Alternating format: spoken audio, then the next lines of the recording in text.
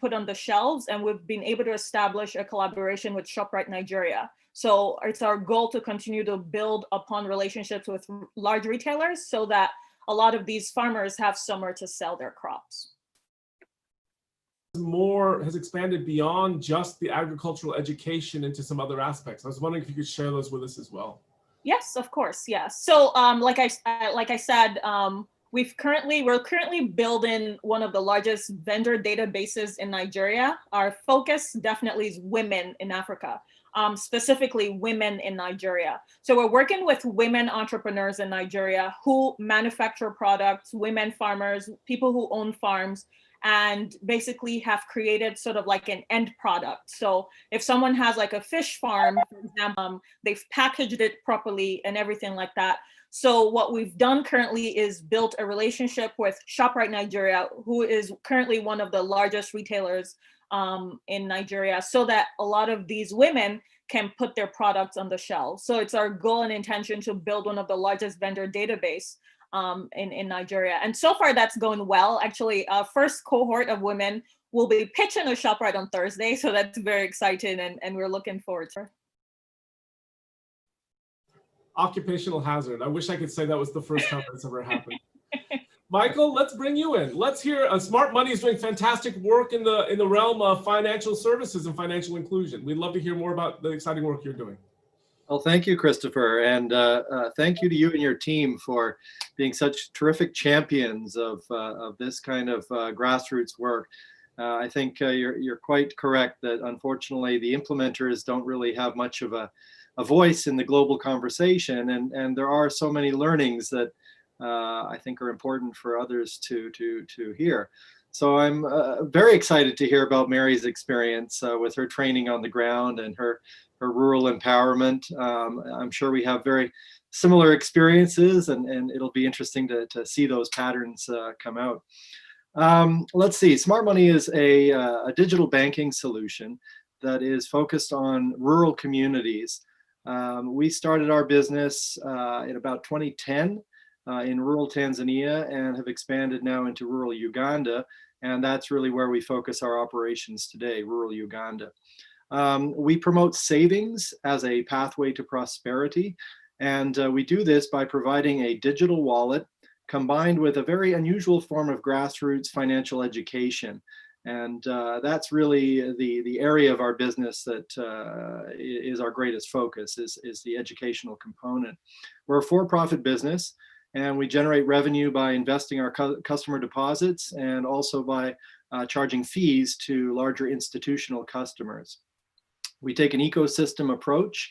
So there are many different stakeholder groups in our community, including farmers, villagers, teachers, church members, but also larger institutions, agriculture companies, such as cotton and coffee off-takers, larger schools and churches. So very much a community-wide approach to this solution. We now have about 200,000 digital wallet holders in Uganda. And through our education program, we help them to save money that they ultimately invest in new income generation. So this would include investment in children's education, expanding farms, buying inputs for farming, and so forth. The goal being, of course, more income. We believe more income is the necessary component of poverty reduction. So along this journey, we've pivoted many times, as it sounds like Mary has as well, as we've encountered the realities on the ground, and looking forward to sharing some of that information with everybody.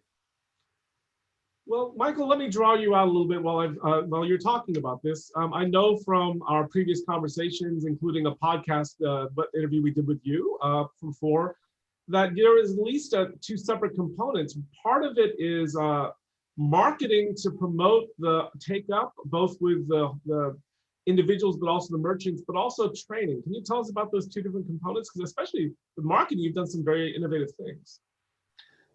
Well, thank you for that, Christopher. Right, we don't speak so much about the marketing component anymore. We focus much more on the training, but you're absolutely right.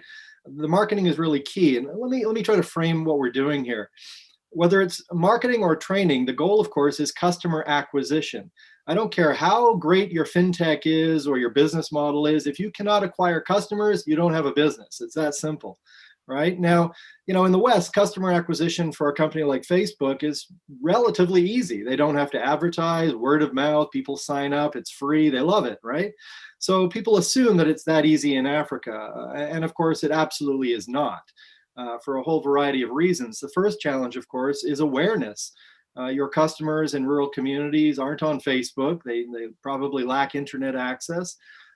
They probably don't have a television, so they're not able to see any television-based advertising. There's no billboards at the top of mountains, so you can't use traditional display advertising. So how exactly do you communicate to your target market what your brand is and who you are? It's very, very difficult. You actually have to go to the top of the mountain. And you have to sit down and talk with people. And if you are doing this over a vast geography, it can become extremely expensive very, very quickly.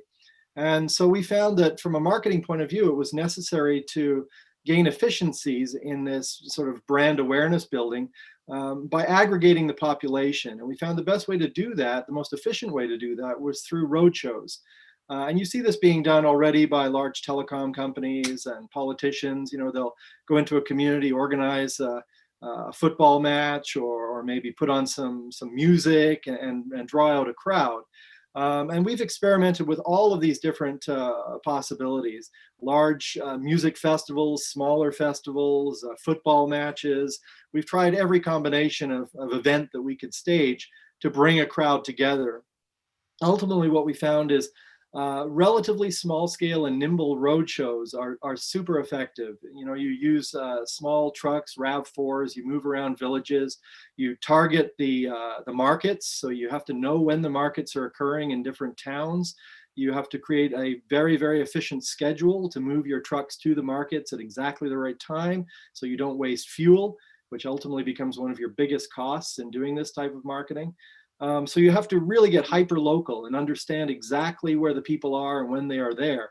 You also find aggregations at churches, right? People are coming together at churches. So we'll do small road shows at churches every Sunday. Schools, of course, are great places to do this kind of awareness building as well. And it has to be recurring. So, we mapped out all of the markets in the area where we serve. And we created a really rigorous schedule to move our marketeers into these locations.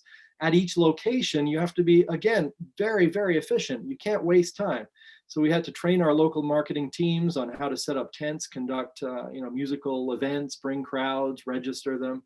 It's very, very intense ground operational work. And as you can see, very little of this has to do with technology. It's really about mobilizing local teams to build awareness and build trust. The reason we've kind of shifted our focus now towards training is because now that we've kind of conquered customer acquisition from an awareness building point of view, we quickly found, it's not enough to sign up a customer. Right? I mean, we signed up 200,000 customers in 6 months, which is pretty phenomenal, right? To be able to acquire that many new accounts. But if the customers aren't using the service, you don't really have a service, right? You don't have revenue coming in, the customers aren't benefiting. So you have a bunch of dormant accounts. And that's the reality that we've encountered. And I think that many other service providers have also encountered. As you start wading into that reality, this is where we've discovered education is absolutely essential. It's the only way to drive adoption. And I think ultimately you can sort of distill it down to trust building. If a customer isn't trusting your service, they're not going to use it. And clearly, if they don't understand it, they're not going to trust it. And so you need to figure out the best and most efficient way to deliver that understanding and ultimately gain that trust in order to drive adoption, which ultimately drives revenue, which makes all of this possible. So Mary, let me come back to you. I would love to hear more about the challenges you faced at AWP Network in terms of making your work possible. Yeah, so I mean, before I even discuss the challenges, I wanted to also add to the point that Michael stressed upon, which is training is very important. So I'll give you an example. So for instance, a lot of the farmers, we've trained easily over 500 women farmers, like I said, in Taraba, Adamawa, and Gombe states. And a lot of the farmers use the broadcast seeding methods to sort of grow their crops. And so one of the interventions that we sort of, or the approach that we took was trying to help them implement or understand the transplant method. So they sort of, grow their crop in a very small nursery, and then they move the plant to the actual farms. And for instance, when they use the broadcast seeding method, they're only able to grow 2 tons of rice. So they focused on rice, cassava, and maize. When they use the transplant method, this goes up to 4 tons. So we see like there's an improvement in terms of the yield that they're about to get from the crops. So I would say there are 3 challenges that we faced. Obviously, we built relationships with local partners who were able to speak in the local languages. So I mean, the training was conducted in English and also in a local language as well. Another method that we used was we purchased a farm so that we can show them the demos on that farm, so that they can actually experience, see, touch, feel sort of the interventions that we were planning to conduct. Another challenge that came up definitely, or that we've seen over time, has been security as well. So when I check in with the farmers, even to date, I believe before this presentation, a week ago, I checked in with a farmer, and kidnappings have increased exponentially. So a lot of the farmers are very afraid to sort of go to their farms because, people are being kidnapped, and insecurity is a major issue. Another thing too is data. So one of the reasons why we also got the grant from Planet Earth Institute is because we're building a database of like farmers, the types of crops they're growing, getting information about the size of their farms, and other details. So I would say those are the 3 main challenges: data, insecurity as a challenge, and definitely the language barrier. But as you can see, we're sort of able to overcome some of those challenges because of our relationship with our partners on ground. So just to tease out one little bit of this, in terms of the languages, is the real challenge, is it the number of the languages? Is it the translation? Can you tell us a little bit more about that? Yeah, sure. So, I mean, language, we found language to be a barrier because it's a rural community, right? So the educational background, first of all, is not really, they're not like people with like master's degrees or undergraduate degrees. Sometimes they have like their SSC or like their certificates from junior or junior high school, but they're very good farmers. They're productive farmers. I feel like if the government had invested more in, more farming initiatives, they would definitely be more success stories coming out of those particular states in Nigeria. So in terms of languages, ensuring that, the content and the training that we're sort of teaching and passing off to some of these farmers is very relatable in a way that they understand it. Because another thing that we also taught them too was the importance of record keeping. So we're not going to go in and start teaching them accounting practices because that would just be way over their heads, but simple record keeping so that they can track if their farms are making money. They can track sort of the timing of when they should be planting specific seeds. They can track, for example, when they should be selling particular crops, the seasons, and different types of things. So basically simplifying the educational content that we were relaying to them. So Michael, would you share with us some of the challenges you face in deploying smart? You've already hinted at some of them. Would love to hear some more if there's others that immediately come to mind. So, for example, I mean, to prompt you a little bit. So, one of the things that I know you faced is getting acceptance from the local farmers to be willing to engage with smart money as a different way of doing business. It's obviously hard to change habits. I'd love to hear more about how you confronted that and the things you tried to overcome it. Amazing, Mary. We are living parallel lives. It's quite astonishing. All of the points you touched on are equally relevant to what we do. What we discovered, first of all, in terms of the training, bringing the understanding into the community, is that it has to be delivered by local people. It's not just that the language is an issue, but it's also trust. The customers you're trying to address really need to be trained by their own people from the community, from the same tribe, people they can really relate to. Where we work in Western Uganda in the Kasese district on the border with Congo, people are speaking Rukonjo, which is a derivative of Nandi from the Congolese side of the border. It's an extremely unusual language, and even people in neighboring districts in Uganda can't understand it. So what this means is you cannot bring a trainer from Kampala across the country to train in rural Kasese. You certainly can't parachute in a bunch of foreigners from London and New York City. It does not work. So it means you need to hire local people to do this training. Now, the sad reality is very few local people have professional experience as trainers. And in fact, most don't have any type of real formalized education beyond high school level. So before you can send people up the mountain or out to the village to train the community, you have to recruit and train the trainers. And that alone is an enormously challenging thing. There's an enormous number of people who want to work. Whenever we post positions, we have people literally traveling across the country of Uganda to come and interview for our jobs. Lines of people standing outside our office. But sadly, the skill level is really, really low. And so we have to pick the best people we can, and we have to train them extensively. And the training we found is also quite interesting. If you see how most development organizations operate around where we are, at least, you have Save the Children, USAID, Catholic Relief Services. All these organizations are passing through the community and conducting some type of training. Invariably, it's workshop-based training. So they set up a workshop, invite the local community to come, give them a free lunch, a transportation refund, and then basically lecture them for a day and maybe hand out some printed materials. So naturally, we tried the same approach with thousands of customers and achieved absolutely no result at all. It was as if we'd never done anything. There was no comprehension. It was incredible. And this is being delivered by local people, right? Speaking their local language. So it wasn't a language issue. In the end, we abandoned the entire workshop approach, and we tried printed materials, handing out small pamphlets. That also proved completely ineffective, even though we were using illustrations made by local people. It was all sort of picture-based, didn't work at all.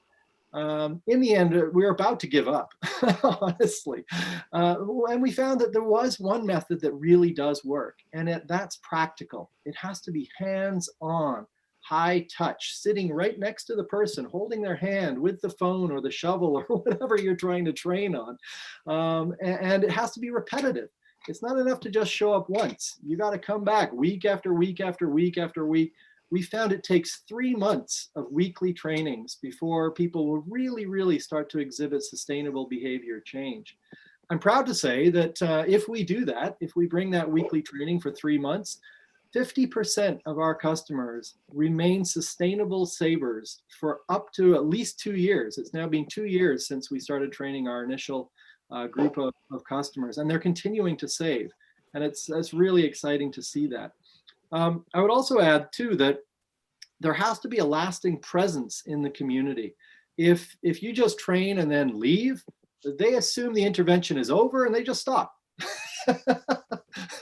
So, this is very difficult to achieve. You're talking about vast geographies where people are spread out and isolated in very, very remote places. So how do you keep a permanent presence in their community? When you're a for-profit company, where is the revenue coming to sustain that kind of footprint? The answer is it's not. And so you need to build localized solutions within the community itself to sustain and carry forward the knowledge into the community. So the way we achieve this is we create what are called smart money saving clubs. And these are organized at the institutional partners that we work with. So I mentioned before, we work with agriculture companies, schools, churches.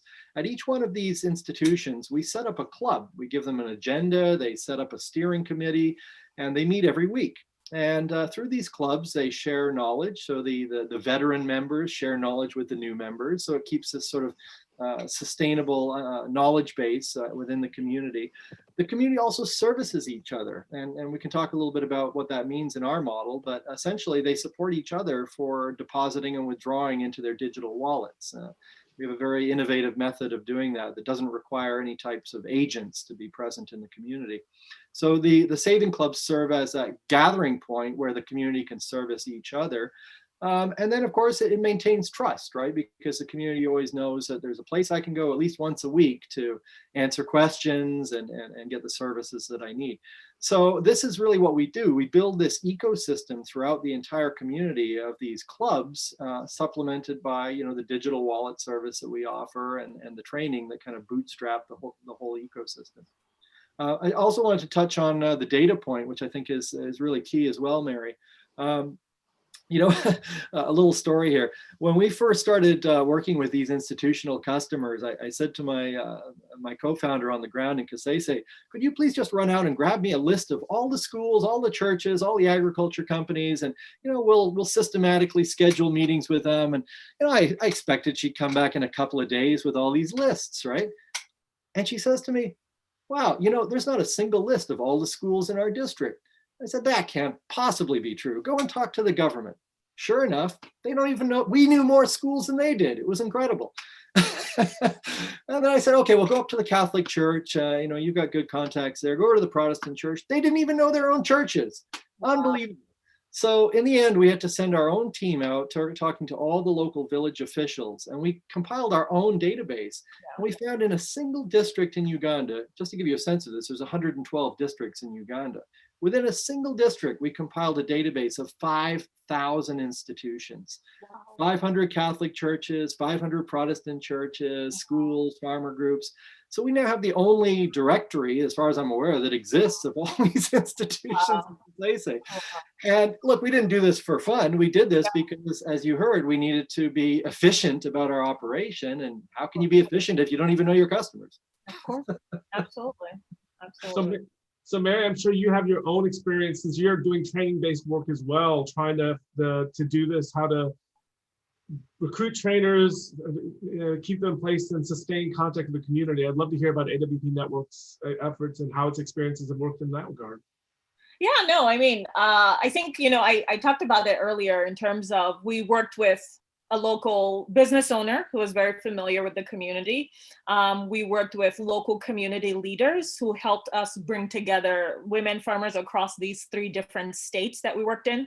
And actually, about the time we started the initiative, there was a lot of Boko Haram activities in terms of the terrorism and all of that. So it was really at the height. So trust was very, very important. And I totally agree with Michael. And also the other point too that I raised that Michael also stressed upon was, ensuring that the training that we were doing was actually hands-on. Like I said, we purchased a farm so that we could actually teach the farmers in person what that transplanting method looked like and what that experience was. So definitely. I mean, I think at the end of the day, it's really about collaboration. It's really about transparency, and it's really about accountability. And in what ways can we continue to support these very rural communities? Part of the things we also did with the Planet Earth Institute was to develop a mobile app for the farmers, so that we can also keep in touch with them, stay engaged with them, provide them with some of these lessons on the agricultural practices. So, I mean, it was multifaceted, but very, very productive. And like I said, it's sort of transformed into this experience whereby some of the women farmers are working in cooperatives and will be able to supply, some of their food products to ShopRite in Nigeria. So it's ongoing, but we're still pushing. So Mary, I'd like to bring up to expand to a different topic, which is sustainability.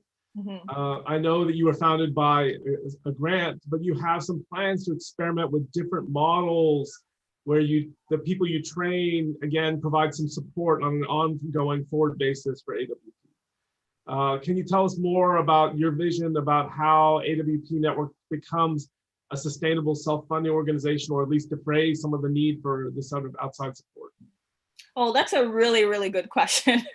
And especially it's a question that we've had to think about, my team and I, we've had to think about, especially during COVID-19. As you know, so many things have been affected, by COVID, and particularly in Nigeria. In addition to COVID, we had the NSARS protest.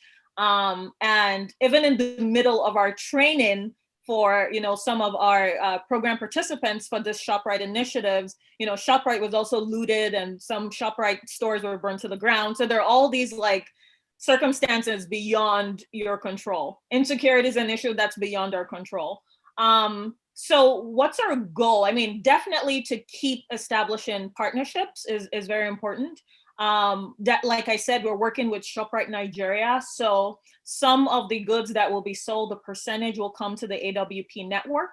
So it's our sort of our intention to ensure that in our training, for example, with the ShopRite project, we touched upon everything from understanding the supply chain to understand keeping your records, finances, and all of that. Because if the women develop their businesses, they understand some of the issues, some of the concerns, or understand some of the things that are needed to keep their businesses sustainable, then they can supply to ShopRite. So a portion of the sales through ShopRite will definitely be going to the AWP network, in addition to us, applying for different grants, definitely pitching to different partners, hopefully also working in collaboration with like different state governments as well. Those opportunities have come up, but we're pushing. We're pushing. It's not perfect, but I think one of the things that COVID-19 did, or the experiences, it forces you to sort of think outside the box. When I thought about this idea for ShopRite Nigeria, it was my intention I would be in Nigeria, I would be in Lagos, giving, working with people to conduct these trainings, and then COVID-19 happens and we couldn't travel for a while, and so everyone needed to come online. And I remember I was a bit nervous because internet is not so great in Nigeria. So I was like, oh my goodness, how will I, conduct these trainings online? But, to my surprise, a lot of the women, they were in these trainings online using Zoom, paid for fuel to turn on their generators because electricity is not that constant, for 3-4 hours, because they're so invested in growing their businesses. So yes, there are challenges, but I feel like what happened with COVID-19 has sort of forced us to be more innovative, to be more inefficient, and to really think outside the box. That's fantastic. So Michael, you've already talked a little bit about sustainability. You're charging on the customer side, some of the larger institutional customers' fees. You're taking percentage on the merchant side. Tell me, are you feel like confident that smart money is on its way to finding that sustainable place? Or from what I understand, you still continue to receive some degree of grant funding. Tell me about where you are in that journey, because you made the point several times, you're a for-profit company. How is this panning out? Yeah, we can't hear you, Michael. Sorry, I forgot to hit the mute button there. Yes, we are a for-profit company and have been from the outset. Sustainability, I think, is a really fundamental issue to all of these types of social enterprises in Africa. I think there are some structural, systemic issues that really need to be brought to the surface. Well, what do I mean by that? Well, the reality in rural communities is that the revenue opportunities are extremely limited. And the reason for that are just the fundamentals of the market conditions. People don't have discretionary income to be spending on anything that is beyond their basic needs. And so if you come along with even the most attractive business opportunity, if they can do the same thing in a cheaper way, even if the cheaper way is perhaps more dangerous or less secure in some way, they will always go with the cheaper way. So this is extremely relevant in the case of fintech, which is our sector. For now, how many years? 15 years, we've seen mobile money, spreading throughout Africa, and it has, taken off in certain isolated places like Kenya, especially South Africa, and it's very dominant in urban locations. But when you move out into rural areas, you don't see it so widely used. And I think one of the most fundamental reasons is the cost. Right, the fees that are charged on these mobile money transactions is prohibitively expensive. For example, if you were to go into a local shop and buy a Coca-Cola in Uganda, you'd be paying about 30 cents for the Coca-Cola. If you pay in cash, your Coca-Cola costs 30 cents. If you pay with MTN mobile money, your Coca-Cola costs 30 cents plus 30 cents of MTN mobile money fees. So you've just doubled the price of your Coca-Cola. Nobody's going to do that. So this is a perfect example of how the market does not allow for that type of revenue in this type of use case. As a consequence, in rural communities, people are not using traditional mobile money for consumer purchases. It's just too expensive. So ultimately, you run into this problem as a business person where there are so few revenue opportunities that how could you possibly build a sustainable business, right? Well, I think we all know the formula for profit, revenue minus cost. If revenue is low, cost must be lower. That's how it works. So ultimately what it means, if you put all this together, is that you need to run an extremely lean and efficient ground operation. We've already talked about the critical need for a ground operation for marketing purposes, customer acquisition, and training, right? That is a necessity to operating a business. Well, if it's also a necessity to dramatically minimize costs to generate sustainable profits, then you need to figure out how to deliver education at the lowest possible cost. That's the game. It's really not about technology. It's all about organizing extremely efficient ground operations. Now, of course, when I talk about this with any investor, their eyes immediately glaze over. They imagine, thousands of people on the ground and trucks and vehicles moving and huge security problems, as Mary mentioned, and they immediately run in the opposite direction, right? So, the first thing I have to do is persuade the investors that, in fact, all of this is necessary. There's no other way. There's no shortcut. You can't just put up a Facebook page and imagine that your customers are going to flock to your service. It doesn't work. It just doesn't work.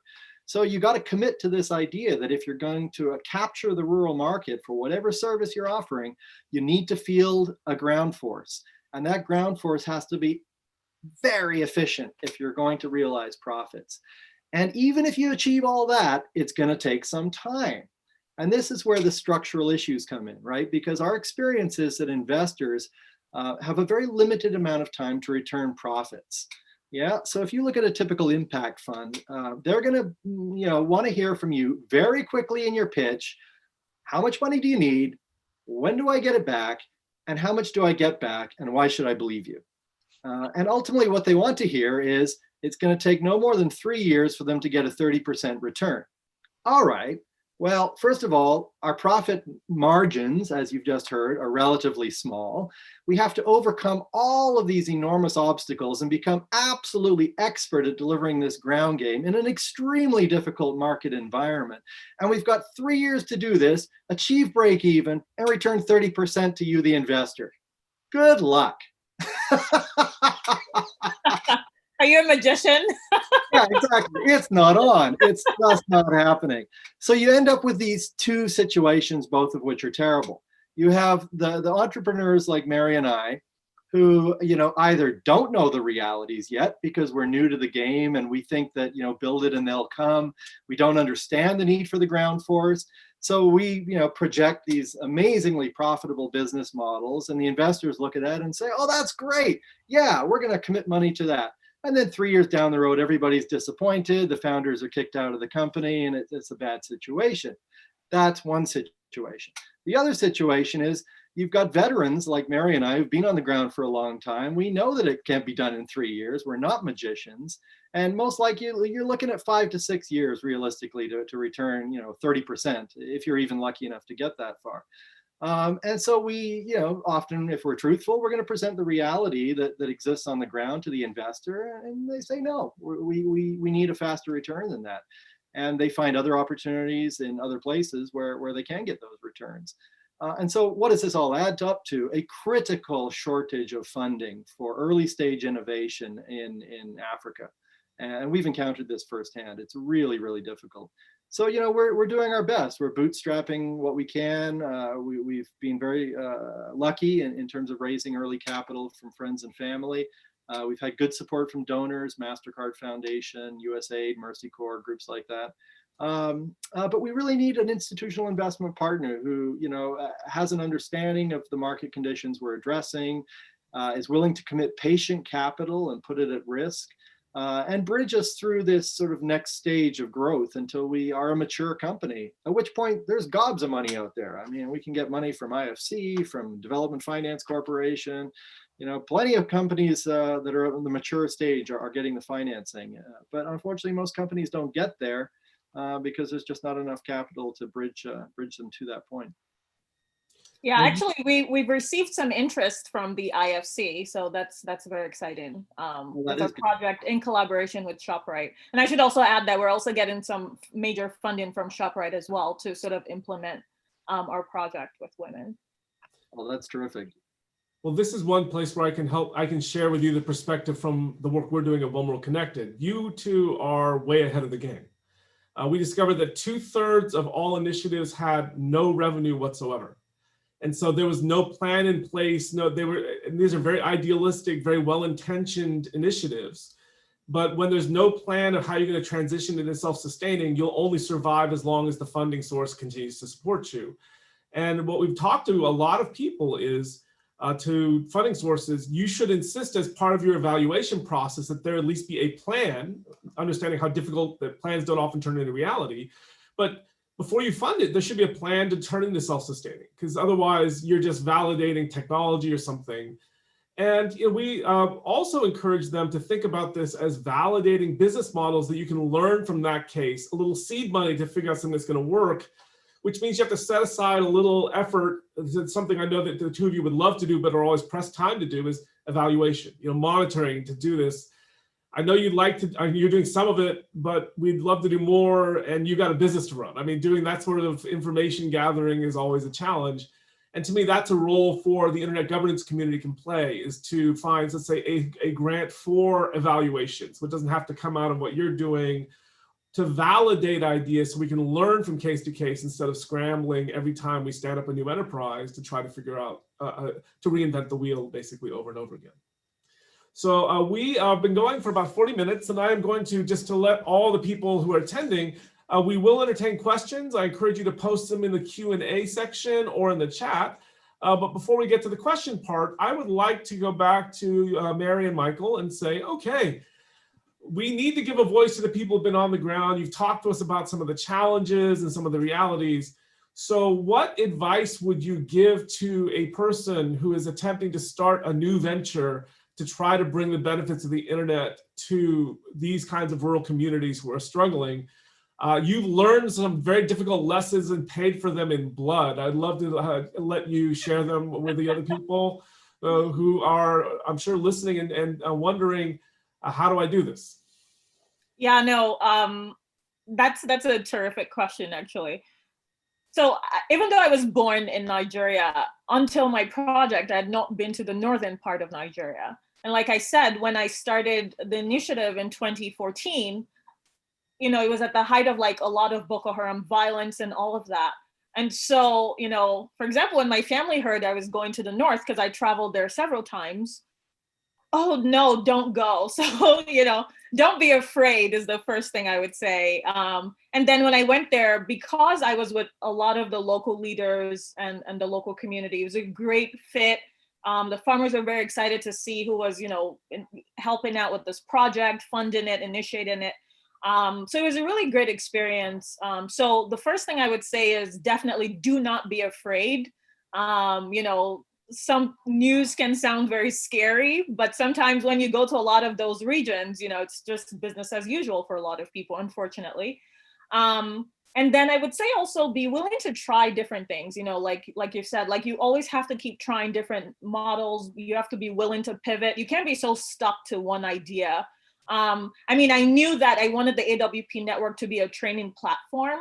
Who and what we wanted to train, I had no idea. So like I said, we started off with training Lagos State Model Colleges, students at Lagos State Model Colleges, helping them figure out how to put together business plans and different things like that, because they had never done it before. And then here am I receiving a significant grant from, the Planet Earth Institute in the UK, who had learned about my work, working with women farmers. So I never would have connected those dots. And then now in 2020, here am I working with some of the women in these cooperatives, trying to help them get on the shelves at ShopRite Nigeria, so that they can be sustainable, they can continue to grow their businesses, they can access more customers, and hopefully increase sales. So don't be stuck to an idea, be willing to move, innovate, and pivot. And also learning, it's important to sort of be that student again. So I'm always ready to learn from everyone, from the farmers, all the way to policy leaders, and reading a lot of new innovations and things like that, reading about policy documents and things like that. So one, don't be afraid, be willing to learn, and definitely, move and meet people as you go along. So the sky's the limit. Michael. Again, I'm going to echo everything you've said there, Mary. Absolutely, you need to be curious, adaptable. You also, I would say, need to have some pretty thick skin and be very determined. You're going to have a lot of failure and a lot of setbacks. And honestly, it depends on how you look at that. If you are turned off by failure, it's maybe not the best thing to do. But if you find failure exciting because it's a discovery process and you believe you can get over the failure, then it's an addictive activity. Honestly, you're constantly problem solving, and just when you think you're summiting, you realize, oh my God, there's an even bigger mountain behind that one. So that kind of challenge, I think, it can be very exhilarating. In terms of how I got started, I think this is also something that I could share with people. People often ask me, how does a guy go from Goldman Sachs to rural Kasese? How did that happen exactly? Completely random. It was never part of the plan. I was dating a Kenyan lady in Nairobi, and she invited me to come out and meet her family in Kenya, and that was my first exposure to Africa. And it all fell in place after that. But what really got it started for me after that initial contact with Africa was that I was lucky enough to have some business colleagues and friends in the New York area who already had connections in that part of the world, in East Africa. And I was able to leverage the trust and the relationships that they already had to gain entry into their network. And so they made introductions for me to different people. And through that, I was able to slowly start building my own local network. And that's absolutely essential. It's all about getting to know the local people and figuring out who you can rely on, who can help you, and just being as social as you possibly can. And being open to wherever that leads you, really. As Mary said, if you're sort of fixed on one idea, you might get yourself a bit trapped. You really do have to be able to move, as the opportunities present themselves. I would also add too that I think it's quite essential that you have access to some kind of funding network of your own before you embark on this. One of the very hard lessons that I've learned is the incredible financial hardship that it takes to get something like this off the ground. You really do need access to early stage capital from your own network. Because getting donor funding, I'm sure Mary can attest, it's not an easy process. It can take years of emails and interactions before a donor might come around to supporting you in some way. And so you need to survive through that, however you're going to do it. I also think that it's a really key thing to become as elastic as possible. Meaning that, funding will come and you'll get all excited and ramp up your business and hire a bunch of people and get a bunch of equipment, and then the funding stops. Now, if that happened in the West, the business would just close. But if you're going to continue on, you've got to adapt to that reality, quickly scale back the business and keep the lights on. Keep the business going while the pilot light is on, while you raise new capital, and then you grow again. Of course, it's an extremely inefficient process because customers are always wondering, why are they big? Then they're small, then they're big, then they're small. Team members lose motivation. But you have to go through that. That's a reality. The funding just is not continuous. And so you got to learn how to be elastic like that. That's terrific. Well, you have a question in the queue, which is for Mary from Corolla Kroll. Mary, you mentioned the app you created in order to stay in touch with the farmers. Why did you decide to create a new app rather than using existing tools? Do you plan to make the app available for a wider audience? Oh, that's a great question. So I created the app, or my team and I created the app because we received funding for creating the app. And so that's why we created the app. will it be available for a wider audience? Currently, no. Because as I said before, we've shifted what we're doing. So yes, we're still doing the trainings, but we've sort of changed it so that we're creating a supply chain for Shop right now. And it's our goal to sign up more retailers, so spa and other supermarkets in Nigeria. But the initial reason why we created the app is because we received funding to do so, versus using existing tools, which I know I totally understand, but yeah. So I'm also fascinated. You're both obviously the app. The purpose of this is for continuing engagement. Yes. And this is a very efficient way to do this. But we have a very different model coming out of smart money. I'd love to hear you talk about how you made those decisions. How you make these trade-offs, and maybe it's different for the different domains you're in, just because of the nature of it. But you're taking I think everyone agrees that ongoing engagement is critical, but your two organizations are taking very different approaches. I'd love to hear you both talk more about it. Michael, do you want to go first? No, why don't you go ahead, Mary? No, you go ahead. I want to clarify the question first, Christopher. Are you talking about the ongoing engagement with customers specifically? I guess I am thinking about customers, although if you could be talking about ongoing engagement with the merchants, you could be talking about with other partners. We haven't spent a lot of time talking about other partners as well. Mm-hmm. But yeah, I did have in mind the end users. But if you'd like to talk about other aspects, it's showing your deeper knowledge in this issue than mine. I think the audience would benefit from that as well. Sure, right. Well, where to start? When we started Smart Money, our focus was always on rural, and we were very interested in using digital money technology. This is 10 years ago, mind you, to address use cases of relevance to the rural community, right? And so we quickly discovered that pricing, as I described earlier, was prohibitive for consumer purchases. And we realized that in order to compete with cash, our service had to be free of charge.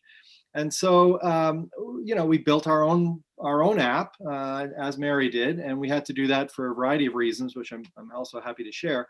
But we also had to make the service free of charge.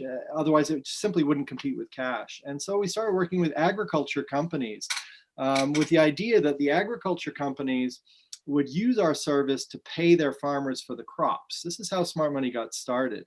And the idea was, okay, well, these ag companies are paying right now with cash, right? And they're literally dropping bales of cash out of airplanes onto the fields with guys running around with AK-47s distributing the cash out to the buying posts. Hugely expensive, lots of theft, no accountability. So we said, hey, look, stop with all that cash. Let's set up digital wallets for all your farmers, and you can pay them electronically. And you can then pay us fees for removing the cash out of your payment operations. Much more secure, lower cost, and so forth. This is how we got started. And so we had to kind of keep this sort of continuous engagement going with the agriculture company. Very expensive. I was spending most of my life out in rural Uganda and Tanzania developing and maintaining these relationships. We found the farmers completely rejected the solution because even though it was free of charge, the digital money wasn't really equivalent to cash for them. They couldn't buy it at any of the local shops. They couldn't buy things with the digital money. So we had to expand our scope on the ground and begin training the merchants on how to accept this digital money. And that dramatically increased the scope. And we found that the merchants themselves, again, you had to have this regular repeat visit or they would just stop using it. And you can imagine, going to every single shop on a regular basis, it's completely prohibitively expensive. And frankly, I think this is the major reason why these kinds of innovations don't really take hold on a scalable basis. It's just impossible to keep this presence, locally in the community. And so we started to really evolve the model in many different ways by trying to push as much of the training, the marketing, the servicing into the community itself, so that we weren't having to continuously sort of stroke the community with our team because we just couldn't afford to do it. And that's how the concept of the Smart Money Saving Club really got started. We also found that we were relying too much on the shopkeepers to provide the critical service of facilitating depositing and withdrawing for our customers. So a digital wallet is only useful if you can deposit cash into it and withdraw cash out of it, right?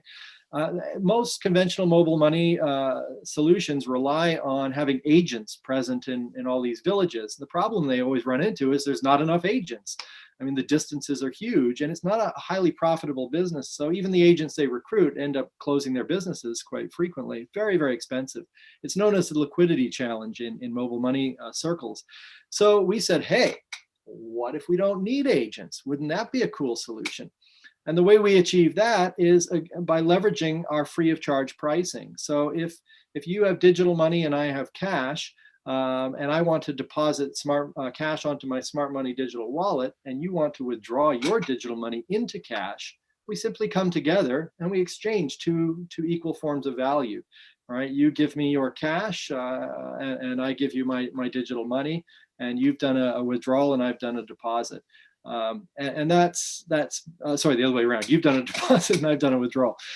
So that's pretty much how the model works. And so the community ends up sort of embracing this ecosystem change as sort of almost like a communication technology within their community. And of course, that's what commerce is. It's a form of communication. So in the end, the way we look at it is the digital wallet is little more than a communication tool for exchanging value between two people and storing value during that intermediary period while they're accumulating the savings for their investment purposes. And the education is nothing more than a customer acquisition strategy. It's a way of driving adoption of the communication platform. And so the way our business model looks and the way we present it to investors is we have sort of a high upfront cost when we move into a new market because we have to build this ecosystem with all the training I've described and so forth. But once the understanding is kind of planted into the community, then we can reduce the amount of training that we do. We can have the community servicing themselves, and our costs dramatically fall off. But the revenue continues growing as the deposit base grows and as the fees grow that we're charging to the institutions. That's a very long-winded answer. I don't know if I answered your question, Christopher. Oh, it's been very helpful. Mary. So I think in terms of how the AWP network started, in terms of how the farmer project started, for example, the AWP network agricultural farming project, it was actually presented to me by a member of that community. So I had been writing a lot about why women, before I started this specific project, I'd been writing a lot in a lot of Nigerian publications about why women were very crucial and important to sort of Nigeria's economic development and growth. And so I think it was on Facebook, someone reached out to me and said, okay, you love working with women, you really want to make an impact there, I've got this great idea. And when they pitched me, I was like, wow, I would love to do it.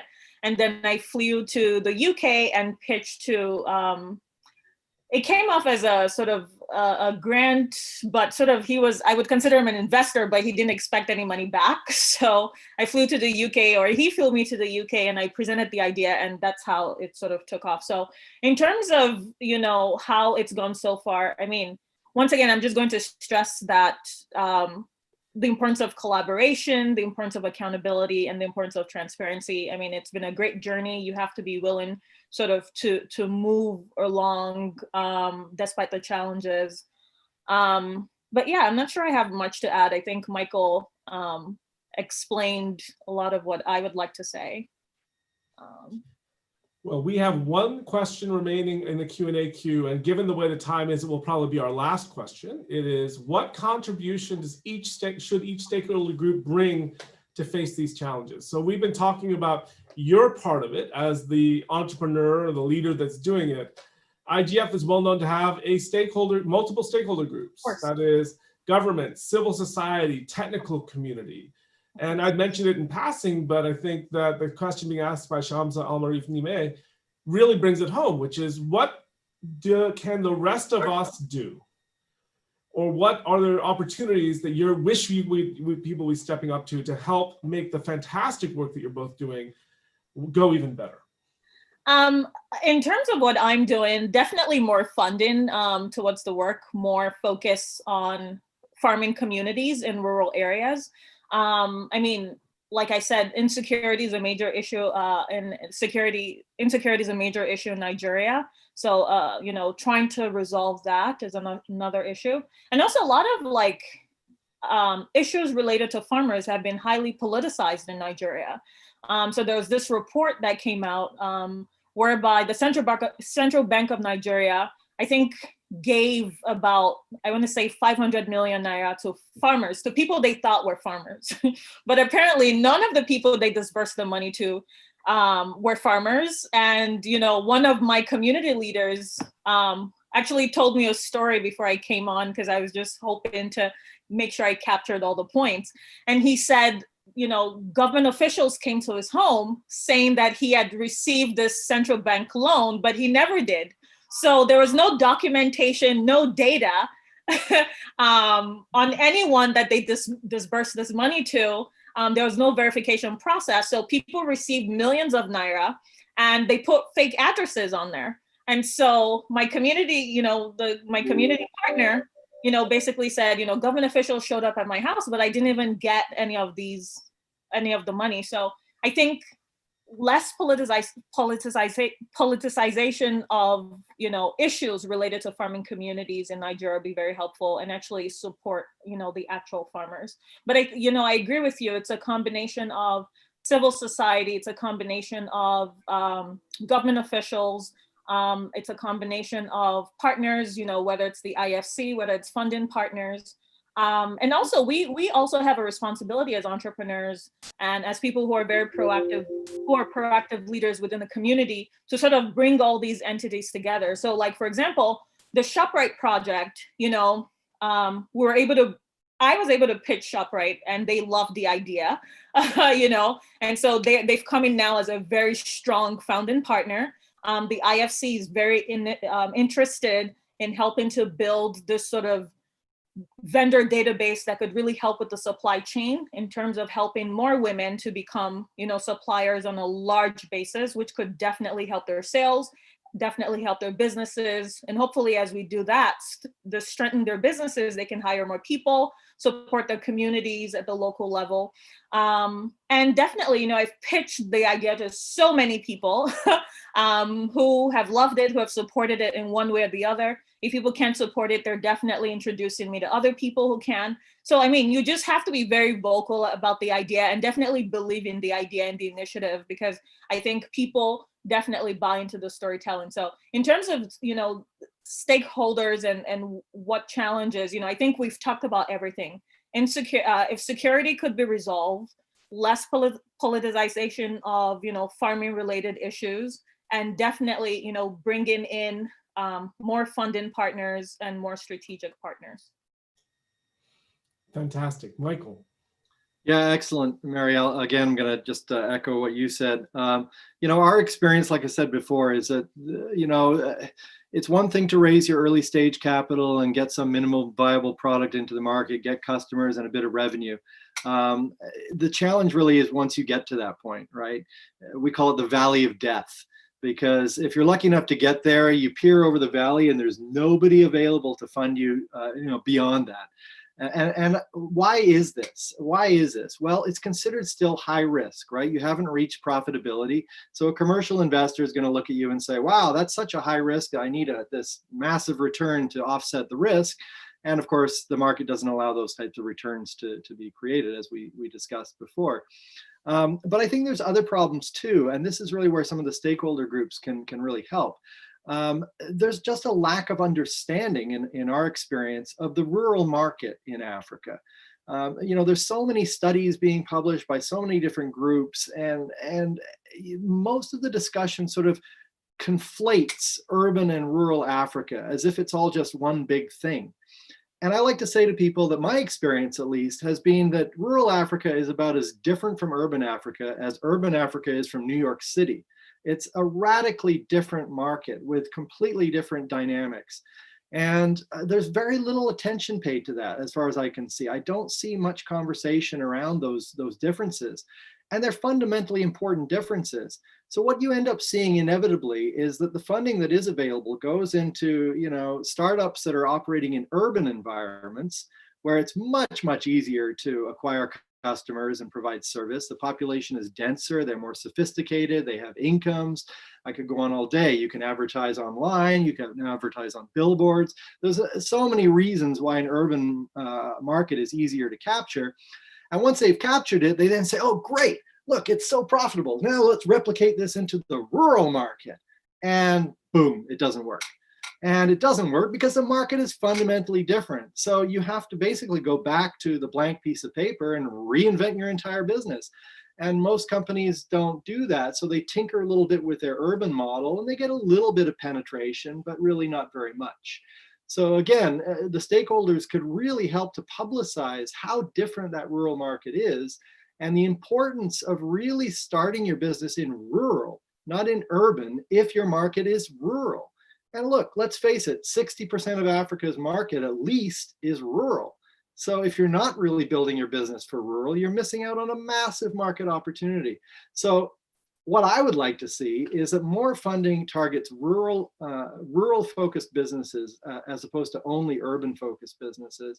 More funding is targeting the early stage innovation, beyond seed stage, but not yet mature businesses. Jacqueline Novogratz wrote a fantastic paper on this called From Blueprint to Scale, talking about exactly this. And she identifies what's called the missing middle. If you haven't read it, I encourage everyone to read it. It's a fantastic article. And her solution is, this is where philanthropy should step in. This is where the donor organization should step in to de-risk the commercial capital, reduce the risk on the commercial capital to help these pioneers get over that valley of death from blueprint to a scalable business. Since we're on this topic, the other challenge we have with donor organizations, of which we've worked with many of them over the years, is that the people that are in the decision-making positions in the donor organizations aren't really coming from business backgrounds. They're not entrepreneurs. They haven't really spent a great deal of time on the ground, like building actual sustainable businesses. And so they're not really attuned to the challenges that the entrepreneurs are facing. And I thought your story, Mary, of I built the app because that's what the donor wanted. That's so exactly right. Yeah. You end up changing your business to meet the donor's needs as opposed to them supporting your business. Yeah. And I totally agree with you because, I'm also quite active in Nigeria's tech space. And usually when you read a lot of pitch documents, people are always referring, Nigeria is the most populous. Oh, my product is going to be used by 200 million people and all of that. But when you look at the actual data, you find that people with spending power, it's actually quite minimal. And it's even more minimal when you talk about rural areas. And I think you touched upon this before, in terms of people are just trying to spend money on like food, very basic things. And already in places like Nigeria, for example, there's no electricity. So that's something you have to worry about. When you want to turn on your generator, you have to go buy fuel, and all these other expenses. People are like a government unto themselves. And so when you talk about, which is why funding is extremely important, because the amount of spending power that people actually have to spend on your product or whatever innovative tool that you've just created is very, very minimal. And so philanthropy or a funding organization can help fill that gap. Yeah, absolutely. I mean, in our space, inclusive fintech, one of the things that really astounds me is the amount of discussion around high-tech solutions, right? Yeah. So everyone's talking about blockchain and crypto this and crypto that. Artificial intelligence, yeah. Right, artificial intelligence. All of these applications require some smartphone technology for the customer to use it, right? And certainly internet access. But the reality is the vast majority of people in these rural communities can't afford smartphones or internet access. So right away, as soon as a solution says we need a smartphone, okay, that's an urban-only solution. Yeah, absolutely. Yeah. Well, we have reached the end of the appointed time here. Thank you both for highlighting the importance of really focusing on the challenges that rural communities face in creating ICT-based solutions. I think you've put a real world color and depth to that, our understanding of that in ways that I think hopefully will inform a lot of decisions in the future. And we're very grateful for you spending this time with us, and grateful for the terrific work that you've done. So thank you both, and we wish you well, and we look forward to continuing a great conversation about how your organizations continue to develop from here forward. Thank you. Thank you very much for having us. Yes, thank you, Christopher, and your team for organizing. It's great. Well, it is our pleasure. And on a somewhat different note, there is another panel we're doing on Thursday on the role of ICT in achieving SDGs and existing data graphs for measuring progress, where we'll have another conversation on another aspect of this problem. We hope to see you there. Thank you very much. Bye-bye, everyone.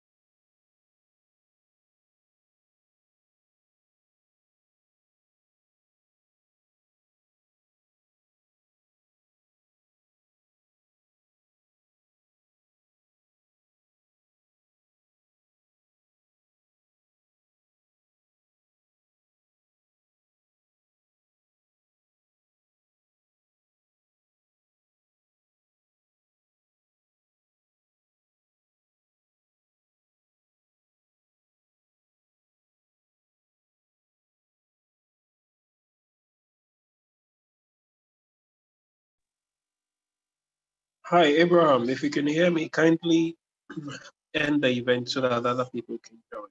Thank you.